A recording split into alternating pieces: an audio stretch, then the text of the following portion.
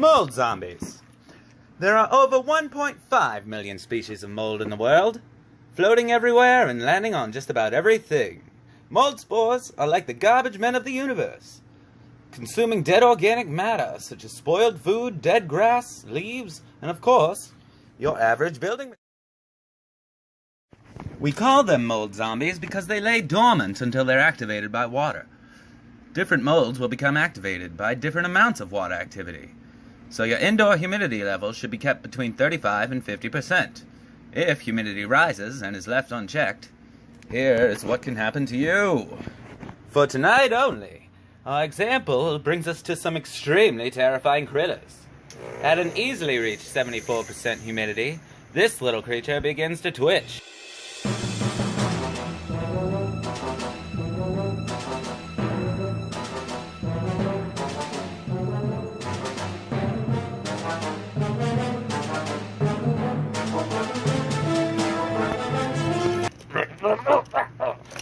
Hi, I'm Penicillium aspergillus. I am one of the first fungi to grow on water-damaged building materials, and I can be found in basements, bathrooms, and sometimes even attics. I come in a variety of colors, such as green, white, and black. I eat spoiled food and form colonies on leather objects. I also grow on wallpaper, decaying fabrics, and carpets, and I'm found in most house dust. I produce a really strong musty odor that can cause lung infections, called aspergillosis.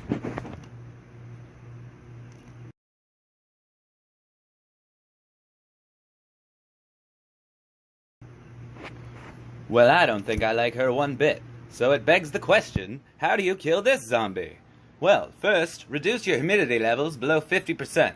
Your leather goods and other infected clothes may need to be discarded. For installed building materials, first try to clean them. If that fails, then you're going to have to remove the materials and discard those as well. Our next creepy critter wakes up at 84% humidity.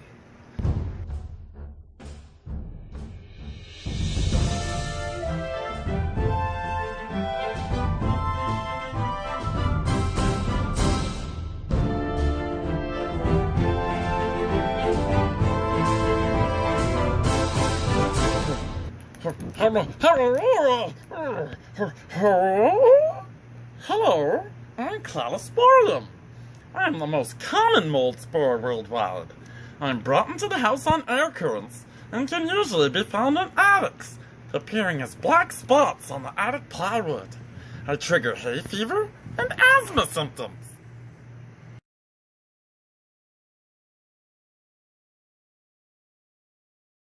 Hay fever and asthma symptoms? No thanks, Cladosporium. How do you kill this zombie? Reduce humidity levels below 50%.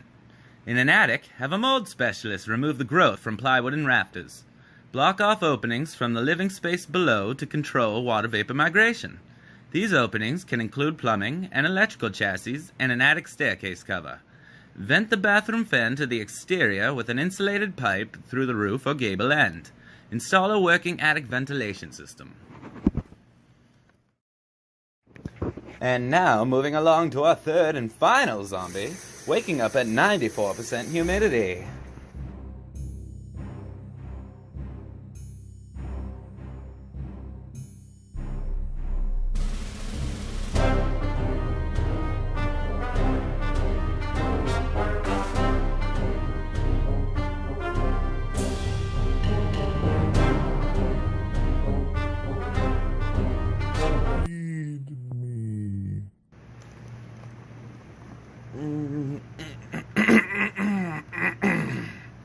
Well, hello.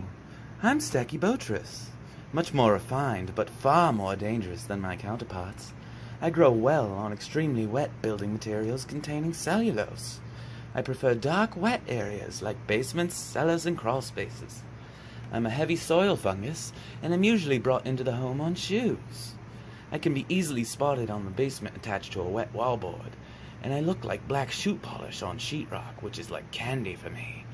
I produce mycotoxins that can irritate the skin and mucous membranes, causing breathing difficulties and bleeding off the lungs. One potent mycotoxin I produce is called stratotoxin, which is toxic when inhaled.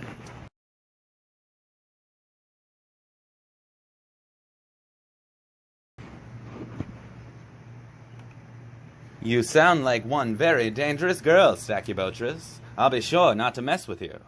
Now, how do you kill this zombie? Discover the source of water entry and stop it. From the exterior, this could include a bad yard grading or improperly installed gutters and drain pipes. From the interior, this could be a plumbing leak, including your water heaters, laundry connections, and ice makers. Water can also accumulate around sweating well-holding tanks and pipes. Reduce your humidity levels to below 50%, and make sure to have a professional remove and discard all damaged building materials.